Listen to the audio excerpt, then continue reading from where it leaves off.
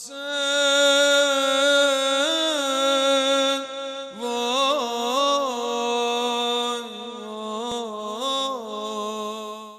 alaikum, peace be upon you. Welcome to today's episode of Arba'in Reflections. Today is the West. Today's episode is all about the experience of Muslims migrating from the East, or countries which were Muslim dominated in the East, into a new environment, and that environment being the West, in which either Islam was not known, or in some cases, Islam was considered an antithetical or confrontational existence to the order in the West. And it's also about what happens in Western communities, Europe, America, the UK. What happens to them as a result of the introduction of Islam? How do things change? And how does a Muslim, or in this case of our discussion, a Shi'i identity develop in the West, which is born from little bits of the East and little bits of the West to create what seems like something new? Now, to understand a little bit about what that happens and what that means, we have with us two great speakers, great reciters in their own right, who are also from the environment of the West, just like me. We have Sheikh Nabil Awan, who is a reciter, a scholar, and a student of the Hausa, based in Peterborough. He has been lecturing and educating for as long as I can remember, and he has a very special way to connect with audiences by speaking like in a way which is just so relatable if you're from here. And so Awan Nabil, we're very honored to have him. And with the Nouri Sardar. Nouri, who is known for being a poet of Sha'ir of Ahl al-Bayt in the language of English, has worked on many famous, well-known projects here in the West, but also Nouri is important for his, pioneering efforts to establish English as a language for Azadari, and as a language for dhikr of Ahl al-Bayt, and as a language in which we can convey and, preach new forms of tabligh, of spreading the words of Islam.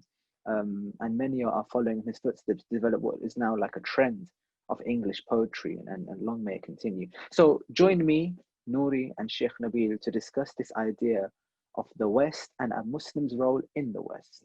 So, beginning the discussion about the West and the Muslim engagement with the West, and also Shi'i engagement with the West. To you first, Awan Nabil, when we look at migration in our history, and we look at the idea of the Muslims moving from one place to another, it seems like since the beginning of the time of the Holy Prophet, there's been this idea of moving from one place to another, and only now we have it as the West. But how far back do we have this idea of migrating to a new place to establish the religion? Yeah. Bismillah ar-Rahman ar-Rahim.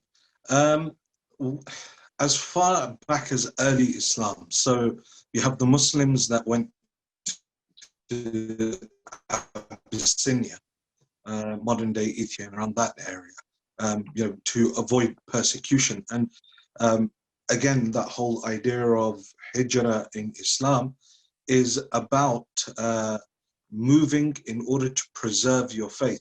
So there's a group of these Muslims that go to Abyssinia in order to avoid the persecution from the Meccans and the Quraysh at the time, and in order to preserve their faith. And by and large, they managed to preserve their faith. There are a few exceptions in there, but by and large, they go to Abyssinia and they maintain their faith, and then they come back as well. There's reports of people like Ja'far or At-Tayyar, Ja'far ibn Abu Talib, the older brother of Imam Ali, coming back just after the Battle of Khaybar, and the Holy Prophet welcoming him back. So right on, early on in the message of Islam and the mission of Rasulullah, there is this movement of leaving the land that you're in order to preserve your faith, to go elsewhere. Then we have multiple ahadith that speak about gaining knowledge, going walau bisin, even if you have to go as far as China to seek knowledge, then you must go. Or others, even if you must go to the people of nifaq, or the people of disbelief, to go and seek knowledge, to go and seek wisdom, then go and do that, because wisdom is the lost treasure of the believer. So there is this long-standing history of Muslims moving, and there are various hadith and traditions that we have where they come back and they talk to the Imams, the Holy Prophet, about their issues in the countries that they live in. Mm. So that's migration in general. So we kind of understand the reasons why the Muslims would migrate or why they were required to spread the religion or to gain knowledge, as you mentioned. Um, in terms of the idea of migrating to the West, we see this idea sometimes where the Muslim empire was engaging with Rome, for example, but that might not be the best way to look at the situation today. Looking back a couple of generations, how has it been Muslims migrating to the West? Like, is it recent this has been happening? And, people speak about waves of migration. Could you speak a little bit about that? Yeah, I mean, you have uh, early on, uh, with interactions of Muslim traders coming this way. They've found burial sites of Vikings with sort of Arabic scripture alongside them because they've been trading with Muslims, or Muslims have come quite far out. You have the Moors in Spain as well during some of the conquests of Islam. So a lot of Muslims coming out towards the West previously. There has been a history of people exploring, going further, um, in the pursuit of knowledge or trade. Mm. And then the situation we're in now is after that's happened over time, we now have Muslims not just living in the West, but establishing communities in the West, establishing their Yeah. families, and becoming part of the system. I wonder, I would maybe bring you in, Brother Nouri, who's listening so patiently. When you look at Muslims who are in the East, who you've met, and Muslims in the West, do you see like a difference in them as a result of all the history Awan Nabil mentioned? Do they look different today, or are we like one community? I mean, there's definitely night and day. I think when it comes to diaspora, they have this kind of we have this kind of universal mindset, which is we don't feel like we belong here, we don't feel like we belong there. I think everyone here kind of agrees with that. When we go back home, though we're connected to our heritage, though we might speak the same language, we feel a sense of home. But sometimes, even if in the beginning we feel at home, the longer we stay there, the more out of place we feel. And then we come over here and we find that we don't feel in place here either. And I wanted to kind of like take a step back to one of the first questions that you had on this question list that you wanted to ask us, which is what is the West and what does it mean to you? And I was just kind of like reflecting on that. I think there's so many answers to that question, but I think one thing that's very interesting about the West, and you mentioned history and Nabil mentioned civilizations as well, and how things have changed before we started. When you look at the East and our idea of the East in terms of Muslim countries and stuff, that's over 1,000 years of Muslim heritage and history, right? And the West ultimately is over 1,000 years of non-Muslim heritage and history. So that's 1,000 years of civilizations built on, unlike what Muslim countries are built on anything other than Islam, be it Christianity, atheism, secularism, stuff like that.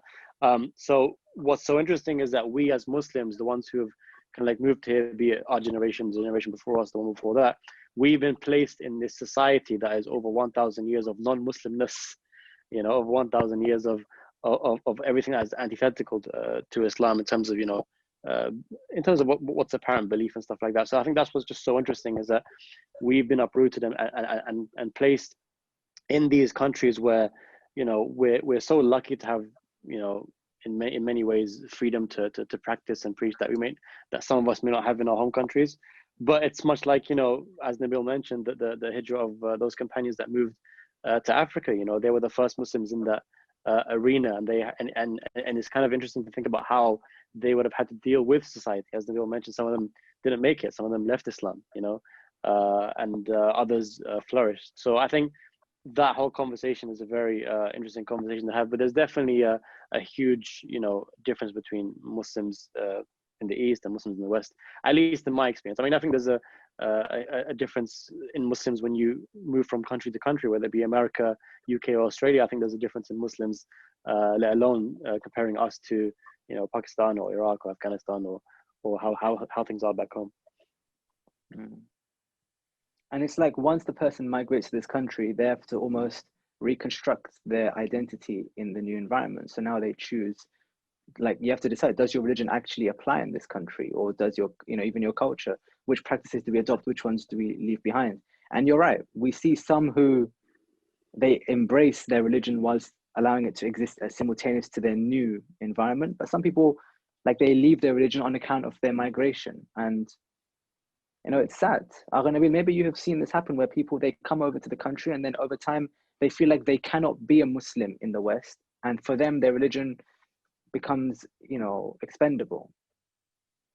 Yeah, I mean, we've seen examples within our own lifetimes of different waves of Muslims that have come. I mean, the Indo-Pak community has been here arguably longer than many of the others, being British colonies prior to that. So a lot of people, especially to England, were able to come for work, or, you know, the migration was very easy.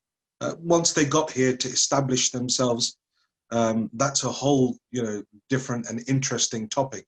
If you speak to your fathers about how they initially came in the 50s, 60s and 70s as single men, and how they maintained their faith, or if indeed they forgot their faith. And then it was only when they got married and, you know, started coming back here and settling down with families that faith then began to flourish. And then obviously the revolution in Iran also had a massive catalyst and an awakening amongst people in the West. And especially here in England as well, that even those communities that were practicing some form of Islam, but after that revolution, there was an awakening, so much so within the people that the people began to take the religion a lot more seriously here within England. And, you know, even more recently, you have like the Bosnian War, and there were a lot of refugees that came at that time. Kosovo, you know, a lot of Muslim refugees came at that time, but we've seen them, you know, there were many friends of ours at school as well during those times, and you saw them that they were Muslim, but they were forced to live with, for example, non-Muslim foster parents. And so they've lost their faith as well. And so you have different groups that come in. And I don't think that's Islam's fault. You know, that question, unfortunately, is our own ignorance, that we sort of think, oh, well, can Islam fit in here? No, Islam has been created for it to fit in everywhere, for it to be of use everywhere. It's just our lack of understanding of it that somehow holds us back, and things that makes us think that we actually have to compromise on certain things. Even modern day right now, you know, you see second generation, third generation, there are some real issues, especially now. The issue isn't with Islam, although people make it out like it's an issue with Islam. The issue is with culture, the culture of their parents and the culture of the society within which they're living. And nowhere is there you know, a discussion on Islam. It's just poor Islam that gets blamed every time. You know, my parents say I have to do this, I want to do this, this must mean Islam is wrong. You know, the logic is so out of whack in those statements, but we see it over and over here in England, in America, a lot more. So, you know, there's that clash that's happening. But in reality, it isn't Islam's fault. People haven't understood the religion, unfortunately. I think just if I can jump in on that point, I think the kind of conversation around people leaving Islam or being disenfranchised with Islam, Muslims specifically who live in the West, I feel like sometimes we forget that that's a common occurrence, maybe even more so in the East. I remember speaking to one of my friends in Karbala, and this is not reflective of all youth in Karbala, but just his like particular group of friends. And I said, what's the main issue you guys are having? And I said, well, I'll be honest with you, bro. He said, I'll be honest with you, one of the main issues we're having is a lot of my friends are becoming atheists. People who are in Karbala by the shrine and living there and still serving in Mawaqib. And when I heard that, I was like, okay, oh, maybe because they don't understand it, or maybe they're just, you know, not very learned. They're like, no, they actually researched the Richard Dawkins and his teachings and read his books. So they've really reached that level. So I think that, you know, I don't think that us being here, I don't think that people kind of becoming disenfranchised with Islam or even leaving Islam is something exclusive to us living in the West. I think it happens in the East, and there may be even an argument to say it happens more so because here, I feel like in the West, the lines between good and evil or good and wrong are less blurry. In the East, I feel like it's much more blurry, because everywhere you go, there are Muslims. Everywhere you go, there is Islam, right? So when you see wrong, it's less apparent, I feel, than it is here. And I think even that aside, like just kind of maybe turning the conversation a bit and especially in the context, going back to one of the questions you had in your list, which is what does the West mean to you? I think one thing we're forgetting is that the West has always, in all, from what I understand, literature, even in Islamic, even in early Islamic writings, has always represented like the frontier, the place to explore. You know, everyone's always tried to journey westward to see what there is, what's going on, what kind of, you know, communities are there. And even me personally, and I have a lot of enjoyment in traveling west and exploring. And I feel like when you think of the West in that kind of context, it becomes less of this place that, you know, we should be careful of and cautious of because it's not Muslim, and kind of you know, feel out of place of, but rather a place that we should enjoy exploring because we're almost travelers here more so than we are in our Eastern countries, referring to our heritage, right?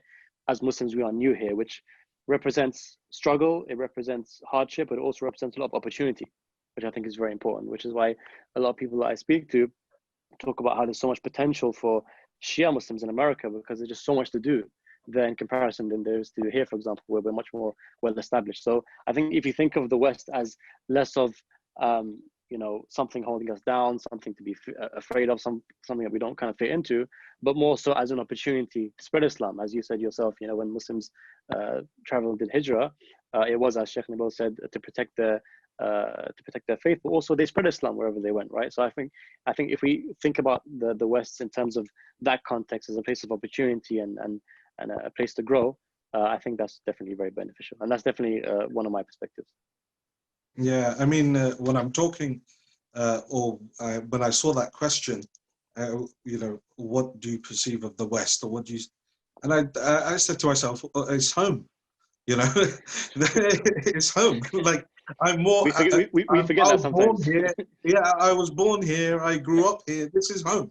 Like you know, I don't see myself separate. Obviously, when we go into these discussions and we start discussing the various aspects of our lives here, we start to think, okay, maybe, you know, but in reality, this is home. And there's been a history of Muslims here, you know, from early on. There was one of the shuyukh I was speaking to who does a lot of work on literature. And, you know, he was talking about books like Baba Hadi Ashar that had been translated by non-Muslim British academics in the early, you know, 1700s, 1600s, back then, where they're accessing Arabic manuscripts and they're you know, translating them. So there's always been that interaction, I think. When and, we studied that book in the Hausa here, one of the Awan Nabil, when we studied that book here in the Hausa, we were looking for like good translations because we were new to Arabic, and that one by Morrow, which was translated in like the 80s or 70s, was like a better translation than some of the modern ones we had now. And it drew attention to how long academic engagement with the East and West has been. It's been ages, well, for the scholars to discuss. It's only now that the lay people are having these discussions. Yeah, exactly. And I mean, you know, for me, it's always been a bit of a thing, you know, where people sort of say, okay, what about, you know, the West? I mean, I don't see myself separate from the West. You know, we have narrations talking about one of the signs of the reappearance of the Imam is that the sun will rise from the West. And Shaykh Mutahri has an interesting take on it. He says, look, the sun rising from the West doesn't necessarily mean that it's physically going to rise from the West. Rather, it's the rise of Islam. And as Brother Nouri said, that, you know, in the East, yeah, those lines are very blurred, and you know, people are, you know, so confused and they're very lackadaisical. Whereas where we are, by and large, very focused on our, you know, wajibat and stuff like that, over there, you know, people aren't as much, aren't as focused really as we are over here. And so it's not all bad. I remember I was writing some articles for one of these, it was a Shia online Shia newspaper. And they were asking me to write sort of articles, and I'd send it back, and it was back east, you know, they were publishing it out there. So I would write these articles and send them back, and, you know, the guy would come back and say, oh, you know, this is a bit, it's a bit of a good light. can you edit it a bit? I'd be like, well, it's truth. And then we had this back and forth for a couple of weeks. Eventually I said to him, look, I don't know what you want me to say. We're living perfectly fine lives here. I can practice my religion. I can, like, I don't know what you want me to say. It's not all evil like you think it is. They want us to feel like we're in constant confrontation and like every day is like a Yeah. jihad or something. Yeah, it's not the case. It's not. I mean, even people living here are trying to tell us we're constantly in conflict. Well, yeah, there might be some underlying anti-Muslim hatred, but I can sleep at night, because I'm not in London, knowing that no one's going to kick my door in and come, But outside of that, even if I was in London, I could sleep at night calmly, like no one's going to come and start attacking me for being a Muslim or, blowing my house up for being a Shia. I wonder though that, okay, it's true. Like all of us, we have this feeling where we are Western, and I get it. But then there are those moments which we can't ignore, where you question either they are not perfectly fitting with one another. Being a Muslim and being in the West, there are moments where this happens. Growing up as even raising children in schools and things like this, and there are moments where you do question whether or not we have some work to do to make it more of a natural fit, which we didn't inherit. I mean, both of you, I think, both of you grew up here. Nouri, you have a baby, so I know that you're going to be raising a child here as well. Like, do you guys ever worry about, the next generation having to figure things out for themselves, which we haven't done for them, especially in schooling and education? Yeah, I mean, definitely. One of the things, at least I can speak for my own city, I don't know about other cities, but one of the things that our elders did, they were very involved with the council, with non-executive director positions in the NHS and stuff. And so they got a lot of things done, halal meals in the hospitals and all of that sort of stuff. And you'd think that naturally, this would continue. But actually, we as the second generation would be like, you know what, that's too much. There's not enough reward for that because they don't pay you for those sort of community service type things. I much rather pursue my career. And so what's happening is in that pursuit, we're losing a lot of that social weight that we had behind us, that influence that we had in the wider society. I think, that's one thing. The second thing is, I mean, it's a scary prospect with the way things are changing. 10 years ago, it wasn't like this. What is now commonplace was 10 years ago frowned upon, and things are changing. And that's where we as parents, as prospective parents, need to learn to adapt. And that's why Amir al-Mu'mineen, he says, don't try and raise your children like you were raised, because their time is different and your time was different. Yeah, I think just to add to that point, I think it is very scary times. I think with the rise of and with news definitely becoming more and more, definitely selling more scary stories than it used to. I think it's obvious that we're living in very scary times, but I would say that it's very easy to fall into that kind of despair mentality. There's no doubt that right now, for example, even like raising kids aside, there is no doubt that right now we're living in an unprecedented Islamophobic time with Trump in the White House, with the way things are moving here, and the rise of right-wing nationalism in Europe. The West, USA, UK, and Europe is really heading toward scary times, and it kind of makes me think about how the generations before us grew up, let's say, for example, in Pakistan or Iraq. I think Iraq is a great example because I have a lot of friends who are Iraqi, and basically every Shia pretty much that we know left Iraq to migrate here. And it's interesting because they grew up never thinking that one day they'll be living on the other side of the world in the UK, in London, raising kids and having a family there. And we don't know our future either. I'm not saying that's going to happen to us. But, we don't know where we're going to be in 20, 30, 40, 50 years. So it is definitely scary times, but I would say there needs to be an element of faith and tawakkul as well, right? Because you can fall into absolute despair in every which way. And I think that we need to continuously have an element of, as Nabil said, making sure we get involved, making sure we try and push things toward ways that benefit not just us, but communities around us as well. But also ensuring that we have a bit of tawakkul, that we have a bit of faith in God. You know, we don't, we understand the times we're living in, but we don't fall prey to fear and just keep living our lives and just kind of like, you know, ride the wave of life and see where it goes. So I think that is definitely a very important mentality to have. But yeah, it is very scary times, and we do have to understand the way things are moving, especially like you said with raising kids. You know, with RSC, for example, as well. Things are very challenging, and things will become more challenging for Muslim parents. But you know, if you see it as something else to tackle, something else to interact with and overcome for the betterment of society, I think it can be taken back as a positive. If Islamophobia was, because you mentioned it's a very important point, and also Shia phobia, which is, you know, become more and more recognizable as well. If these things were simply amongst people, they would be similar to what we've dealt with. But sometimes it's like these things are part of the institutions that we're living in. It's as if, you know, the police, the biases they have, education, you mentioned, some things are written into policies, the government, like there's some things which are very normal in the government, which stances we would not necessarily take. And it's almost like, sometimes it's like we're taking on an entire system, we're not just taking on people. Awan Nabil, I know you've got a lot of experience, especially, you know, being a counsellor as well and working with government here. Like, do you ever feel like some of these issues are systemic rather than just community based?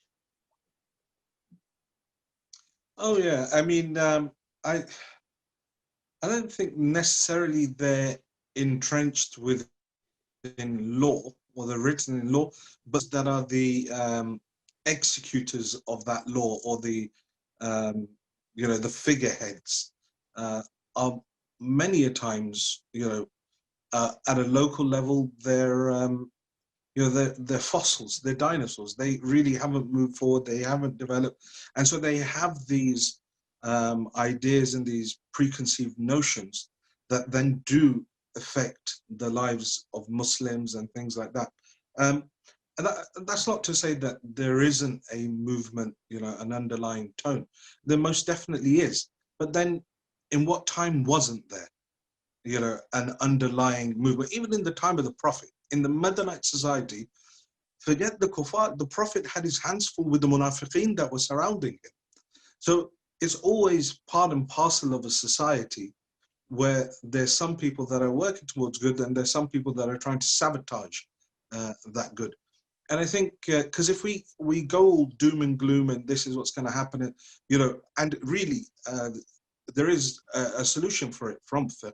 If you really believe that you can't preserve your faith in this environment, you know, the solution is quite simple: do hijrah, go somewhere else. You know, but and that a lot of the times I do say that to people as well, because there, you know, there's this constant despair. Oh no, this is going to happen, and this is what the government's doing, and this is what they. Okay, well, you know, do something about it. Get involved, raise a voice. Yeah, protesting and stuff is good, but actually getting into key positions. You know, you can enter into non-political key positions. There are non-executive directors, for example, on NHS, or lay people positions on your, you know, CCG, your community, the GPs, the overarching body that runs all of your local healthcare, your schools, the governing body. They have positions for parents on there. Yeah, so you have all of these different places that a person can get, and even if they say, "Oh, I'm anti-politics, this haram, whatever," they can at least get involved on that level, right? To try and better on a social level in a non-political way. But I don't think that we're doing that, and then we sort of like, "Oh, why aren't these people understanding who we are or what we do?" And so I think you know, a lot of the times it's just our complacency. Yeah, and I think just leading on from that point, because Abbas, you mentioned Shia phobia as well. You mentioned that Shia phobia is on the rise, but Shia phobia has always been there. It's always been deep rooted. It always will be there. You know, regardless of how much you try to fight it, people will always hate us from other communities simply because we are a constant reminder of an alternate narrative. We are a constant reminder of an alternate, whether no matter what kind of work you do, no matter what position you're in, you will always be a reminder to others that there is an alternate narrative, and they can either embrace that or they can hate you for it. or coexist with it. So I think, Shia phobia will always be there. I also think that we Nabil mentioned, we don't want to fall into doom and gloom, and I do feel like we sometimes fall into a trap of what I believe to be, at least, this idea that we are now living in the worst time that there ever was. Personally, I think when you look at history, there's always been continuous ups and downs. 100 years ago, the Nazis were in power, and mass killing Jews and other minorities. There's been plenty of times in history where she has been massacred, oppressed. There's been plenty of times in history when she has been in power, just like we have, for example, right now in Iran as well. So I think history is always full of ups and downs, and all we need to really do is just kind of deal with the time that we're placed in. Whatever time we're in, us being here now, we're here for a reason. Allah put us here for a reason, and it's to kind of push forward His, the cause of Islam in whatever way, and support the cause of Islam in whatever way we can. There's a beautiful hadith by the Prophet, which says, no land is better than the other land. The best land is the one that you are in, right? So wherever you end up in, right now we're here in the UK, that's the best land for us. If we get up and move later on somewhere else, for example, or wherever we lived before, that was the best land for us then. And I think the point of the hadith is to make the most of it, to support the cause of Islam, to help the people around you, to help your society push forward. When it comes to Islamophobia and Shia phobia, like Nabil said, it will always be there. And we just have to fight it in different ways, whether it's us getting killed and executed, or it's us, being assassinated in the media, for example, or whatever kind of fight it is, we just have to ensure that we are there for that fight. We're using the language fight again, though. Yeah, I mean, we don't need to. It is fighting, isn't it? Because well, other than fighting, I think striving. We have to strive. I mean, that's what the whole purpose of Islam, the purpose of the faith is, right? You strive. I think a better word than fight is struggle. That's what I would use. I think. Yeah. Just to make sure there's no misunderstanding. Yeah, so you struggle and you strive and you push forward, and that's not just in society, but within your own self as well. There's a hadith from the fifth Imam where some people come to visit him, and one of them says, Imam, that I live in a kafir country. So I'm not here in Medina, I did hijrah and I live in a kafir country.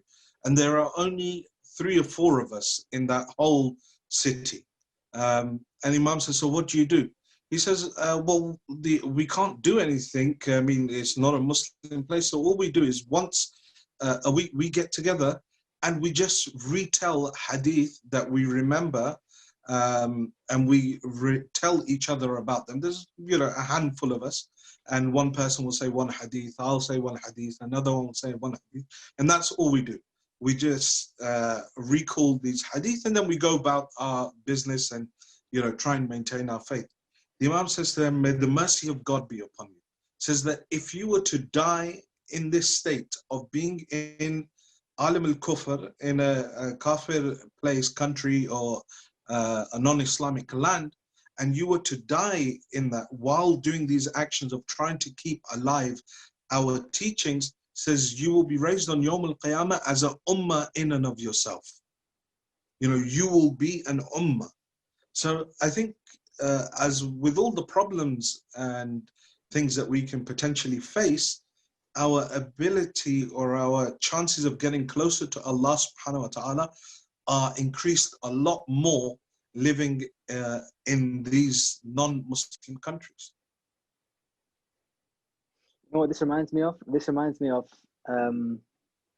we're repeating a hadith even here in the West, but we're using our own language to speak the hadith. We're saying them in English. And there's a long time where many of the words of Ahlul Bayt were never even spoken in this tongue. But look at Azadari, for example, where it became part of our culture in the East, and now it's become part of our culture in the West. Like, even the way the English language is used for Azza is brand new. And for this, we have to go to Nouri, because Nouri, you're an authority on this topic. When you're translating these things like Azadar in this tradition we have into English for the first time, does it feel like you're at the final frontier, like we are pushing forward, and how many forms of Azza we can exhibit? Say that again, sorry? Does it feel like we are, we're doing something new. Like we are taking our old ahadith that we have had and we're giving them a new existence here, in this case, in a new language, for example. It's an interesting way to phrase it, because I think when it comes to me personally, I think even Nabil would agree. My main language is English.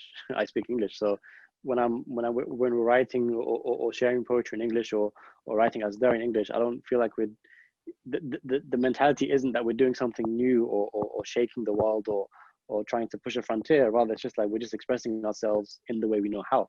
That's it. We're just a product of our circumstance.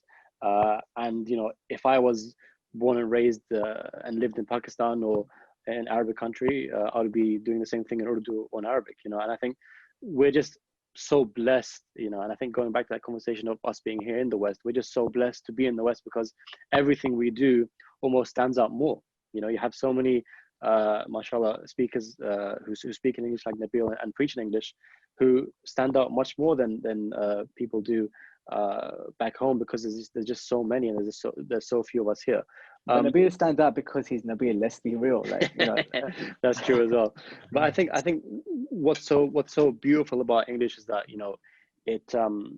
it feels new because we're just so used to, even though we've been here for like 20, 30, 40 years, it feels so new to us because when communities did move over here, there was that kind of struggle to hold on to heritage, culture, and language, which even Sistani says is important. But at the same time, with our generation who grew up here in this country, I speaking to many friends. Obviously, I'm a Riva, but speaking to many friends who grew up in the Muslim communities, they felt very detached from what was happening because there was that language barrier, right? So I don't think English should overtake our language, our languages of where we're from.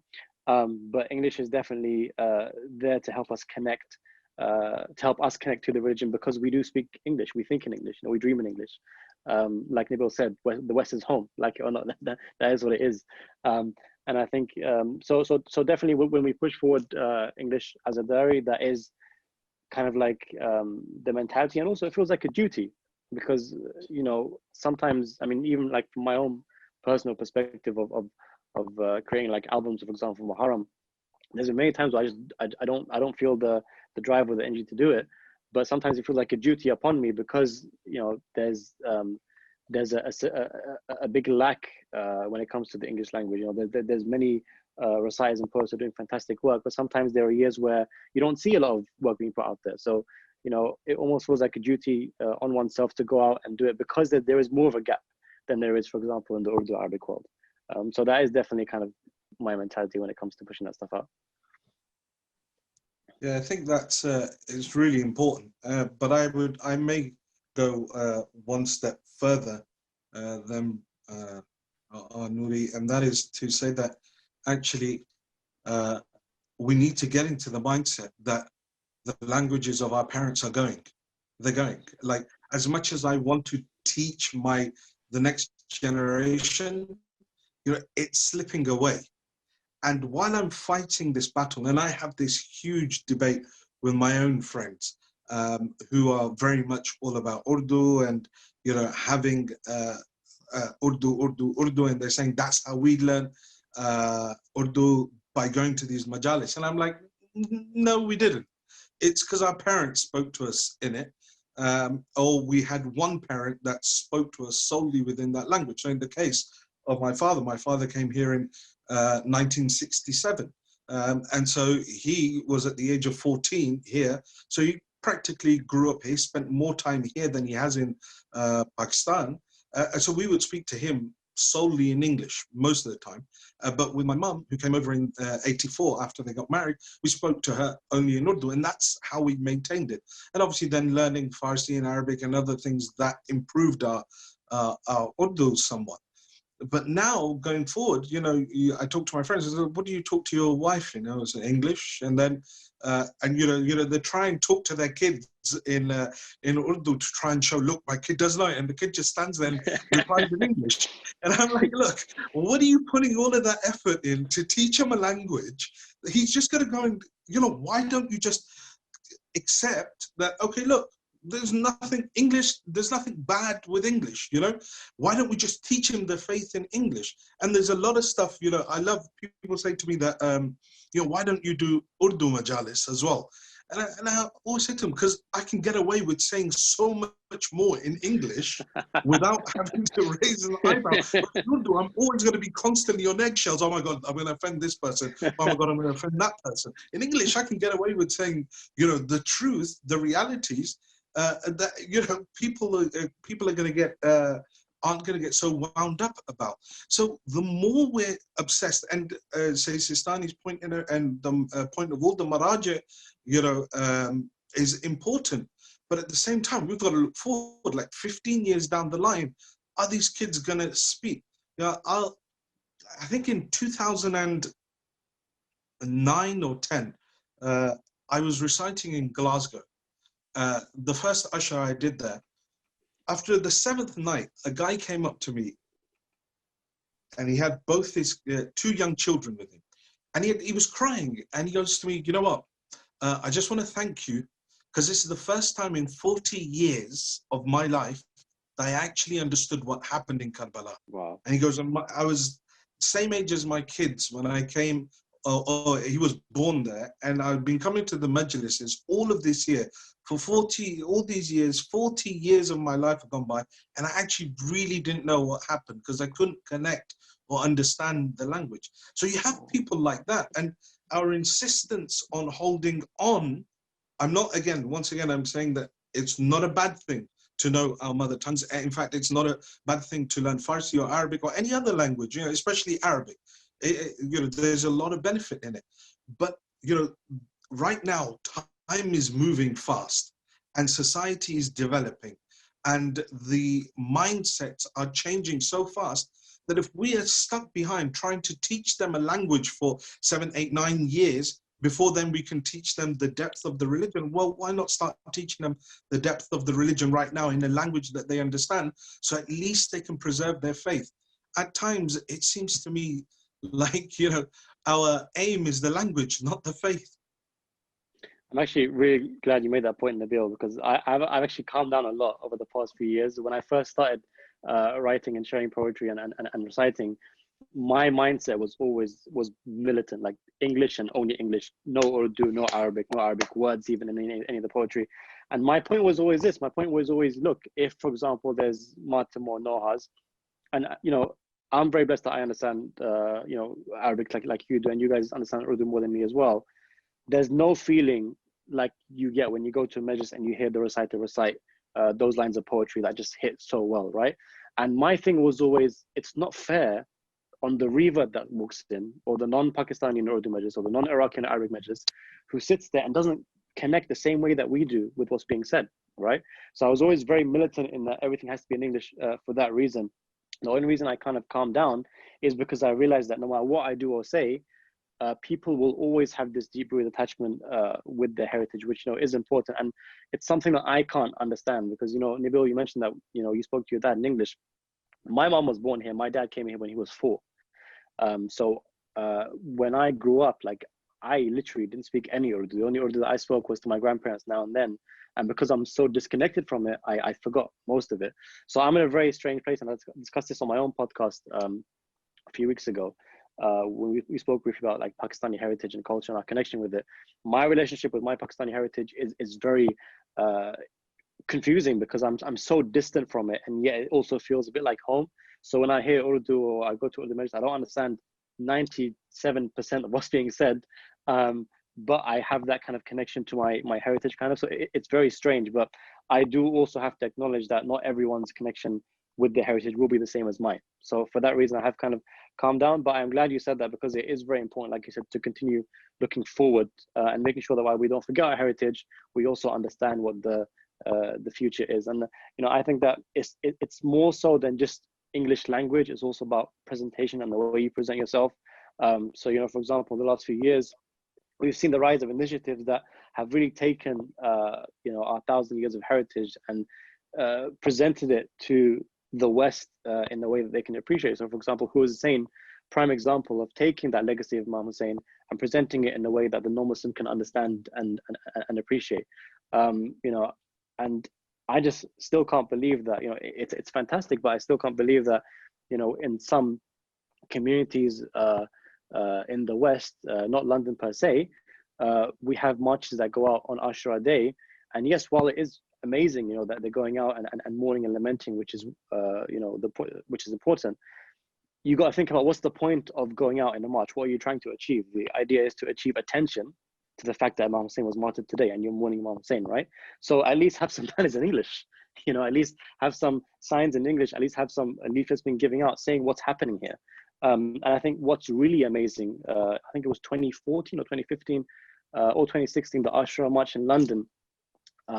It's a big march where it gets maybe 10,000 or more attendees every year. For the first time, they said, you know what we're going to do? We're going to have placards saying that we are Muslims marching for Hussein against terrorism, for Hussein against injustice, for Hussein against ISIS. And because of that, it got picked up by news outlets. And because of that, people paid attention, you know? So I think it's not just about speaking in English. It's not just about giving a majlis or reciting poetry in English. It's also about delivering da'wah in a way that people can understand, you know, as the Quran that says, speak to people in a way they understand, whether it's Quran or the Holy Prophet. I'm not sure if I misquoted it. But I think that's very important as well to keep in mind. Yeah, and I think the other thing is a pet peeve of mine, I guess, is those of us that do speak in English, the level of our English, you know, the tenses are all wrong because we're trying to translate from Arabic or we're trying to translate from Urdu, and you know, it'll often, you know, he would do this, he would go, oh, that doesn't make any sense. That's not English. That's not a correct tense. And that really does my head in. And you know, if you're going to present it, because you're an ambassador, right? You're an ambassador for the religion. You're an ambassador, not just for those people that are sitting there. There could be a non-Muslim sitting in there. You know, there could be someone spying on you sitting in there, whatever. You know, someone who's been introduced. Now, you've got to present the religion in the best light. You know, you've got to present it in the best words as well. And so there's a lot of a lack when it comes to even our, you know, our English vocabulary off the minbar specifically. So you know, there's a lot of things that we need to work on. But I really do think, you know, you guys, Brother Ali, and you guys pioneers in the azar of Sayyid al-Shuhada in English language. There were people that tried back in the 80s, but at that time, you know, there wasn't that much of a movement. But now I think the ground is ready. You know, kids are more receptive to it, and they can connect a lot more with the message.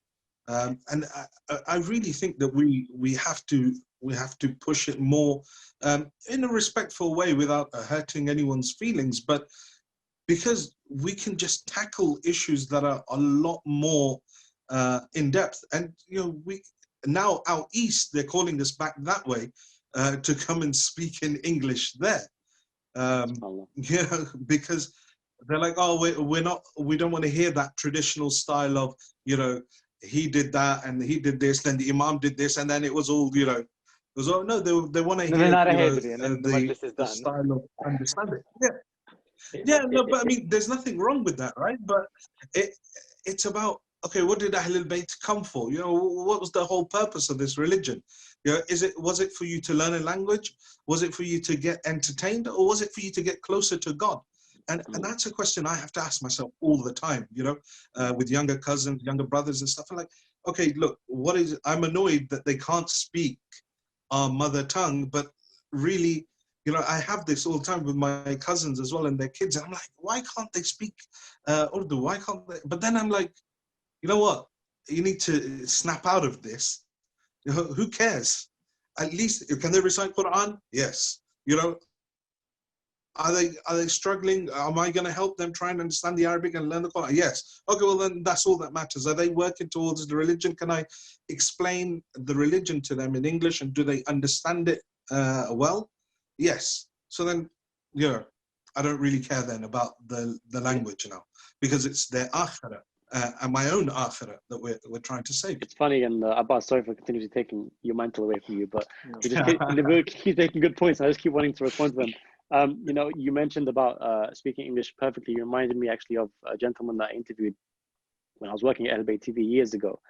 He basically hosts a majlis for various milads and wafats, and he was speaking about his upbringing here in the UK, and his English is like chiseled, like absolutely perfect.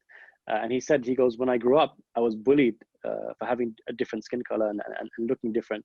And he goes, as a result, I wanted to be better than the white man. I wanted to be better than the Englishman. I wanted to dress better than him. I wanted to speak better than him. I wanted to take what he had and take ownership of it and really be better than even he is at it. So I think that kind of mentality is really something that we should keep in mind. And also just, you know, when it comes to serving Imam Hussein, giving the absolute best, you know, giving the absolute best that we can give. You know, there's a beautiful story, going a bit off topic, there's a beautiful story that always kind of inspires me. Back in the early 1900s, when the shrine of Imam Hussein was looking to expand, back then there were various houses attached to the shrine. That's how the city was built. And the shrine wanted to expand, so it bought out all the houses, and there was one house left. And they came to the guy and they said, listen, we want to buy out your house. And he said, no, there's no way I'm selling this house. So they didn't really know what to do. After about 6 months, he came to the shrine. He said, here's the keys to my house. Take it, the house is yours. And they said, what are you talking about? We came to you 6 months ago. You didn't want to sell it. What happened? And he said, well, I knew that if I want to give something to Imam Hussein, I have to give it, make sure it's the best when I give it. So before when you came last time, my house was a bit, you know, off key. So I spent time renovating it. I made it perfect. I made it the best house there could be. Then I took the keys and gave you the house because I want to give Imam Hussein the absolute best. So similarly, in everything that we do, especially here in the West, because there's more eyes on us, you know, there's a bigger magnifying glass on us because there's less of us and we stand out more.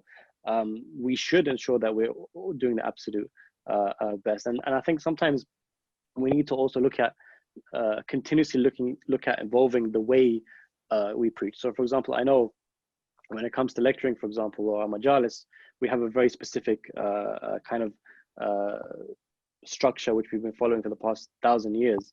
I think it's important to perhaps look at the way lectures are being given these days in our circles, you know, TED Talks, stuff like that, and perhaps look at the way, the best way to deliver the message and introducing those aspects into our community as well. So, like I said, using English, but also thinking about how to use that language and continuously evolve and move forward. People realized that when we had to do Zoom majalis, and we realized how like unnatural it was to transport that type of approach onto an online approach, and like so many kinks about like who recites this and like the Quran and Hadith Kisan and Marsiyan and whatever, and like it's like it wasn't always perfect for this format, which implies it doesn't apply everywhere. And now like there are so many new forms of azaa which we see online as well. I wonder if I think sorry, go ahead. Just to cut you off, I think in America, and this is maybe a bigger conversation to have, they are much more comfortable with this. I feel like in America, based on the places that I visited and people that I've spoken to, people are much more in touch with their Western identity. I feel like here, as a community, physically we're here, but mentally we're back in the East. I feel like in America, perhaps because it's so detached, or they're just, you know, so much more in the thick of it, people are much more American than we are British, if that makes sense. And I feel like as a result, you see these kind of evolution. So there's a really wonderful measures that happens in Dearborn, Michigan, run by Mainstay Foundation, which is essentially what I describe. It's a TED Talk, almost, you know, an interactive experience with a reciter who basically gives more of a performance than a kind of like Martin that we're used to, which kind of, you know, when you hear it and you think about it, it feels a bit off key, it feels a bit weird, but ultimately, if you were to give a majlis per se to a non-Muslim crowd, I would argue that that might perhaps impact them more, right? So I think it's always important to push the ball a bit forward to explore new ways of delivering the message, because sometimes we can get so caught up in the way we deliver the message. And that's not to say I'm either, you know, there's a certain type of matam that I love to do, there's a certain type of latmiyah that I love to hear, and you know, it's hard for me to break away from that as well. You know, there's a certain type of way that I write, which might not be the best way, but I'm just so used to it. But perhaps we need to step out of our comfort zone and see what is the best way to deliver the message in the society that we live in. Okay, Nabil, because we're coming to the end, I've got to give you that last word on this exact point. Like when you're choosing to deliver a message in the West, how aware are you of how different the audience can be? You always have to be aware. You know, the narration says that speak to the people according to based upon their intellect. you know, and that's always been something that's been important to me. You know, I can sit on a pulpit or stand at a podium and speak about that which no one in the crowd will understand, as a sign of my, make them feel good about themselves, that they've heard something great, and make me feel even more better about myself that I've said something great. You know, but actually it does nothing for the development of the community, nothing for the development of myself.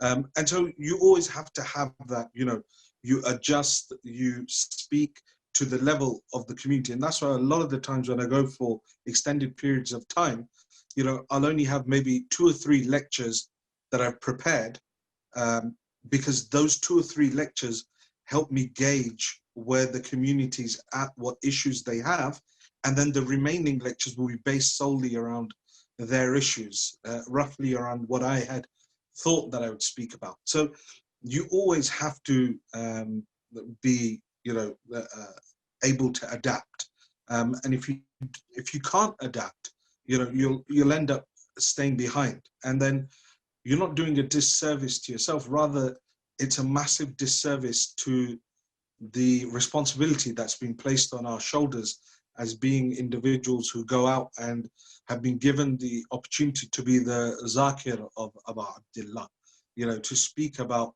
Ahlul Bayt alayhim salam. And one of the developments, you know, this whole Zoom culture, it was so difficult. This Muharram, it started from Shahr Ramadan, but like Muharram, especially because those were pre-recorded. And for one particular place that I was doing it, the others were live, but one of them was pre-recorded, and that was just me in a room alone, you know, having to pretend that today was the first of Muharram, and it didn't sit well with me. And, you know, and also at one point, you know, this is the day of Ashura. Now I had to pretend that it's the day of Ashura. And that for me was a big thing. I was questioning myself, am I acting here? Am I, you know, because it's not really the day of Ashura. And then, but more difficult than that was just to sit in front of a camera and not have, you know, you feed off your crowd. Your crowd, when they're nodding or when they're giving some sort of acknowledgement, you know, you're explaining, and then you can see when people are confused, and then you can go and explain a point more. But when you're sitting in front of a camera, it's a lot more difficult. Very, very true. I had to do one of these lessons, and I had to just call someone just because I knew they were on. I couldn't see them, but I needed someone there just to like have that kind of feedback. And we really hope that the listeners feel like, you know, we hope they appreciate this discussion, and we hope that they, you know, continue to seek out opportunities to engage with ulama, with speakers like yourselves, in a way that benefits them, rather than seeking in places where maybe it was not built for. Thank you so much to both of you. Thank you for taking part. We have come to the end, but I feel like we could have gone for much longer. Thank you, Awan, Nabil, and thank you to Nouri. Alhamdulillah, I appreciate it. I think if we end the discussion together on Salawat ala Muhammad wa Ali Muhammad. Allahumma salli ala Muhammad wa Ali Muhammad wa ajil. And so, whilst others may want to discuss this in a very binary term of can you be a Muslim in the West, or can Islam in the West, you know, be compatible in a coherent way, for us, we start off by saying that we are from here. This is our home.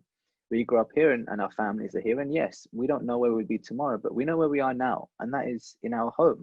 And the place of our home, our language and our culture, as we discussed, are all that of the West. And at the same time, we do face the experience of practicing our religion in a way in which we preserve the essence of that religion, and we start to negotiate which aspects of the culture can we implement here and which aspects simply don't work. We mentioned, for example, language and teaching language to our children. We mentioned, you know, education, and where we have our principles in the education system here, and how we have to have this constant struggle whilst not falling into a depression of despondence. And I really hope that you, the listener, can you know, have that balance as well in seeing how we are from the West, but we bring traditions and religion which is not necessarily from here, but has just our right to belong here in our homes as it does back in the East. And may the communities of the West continue to prosper, be they here in the UK, where I'm speaking from, or in America, or in Europe or wherever you're listening from. May there be true health in these communities, inshallah. Thank you for listening. We will see you in the next episode of Arba'een Reflections.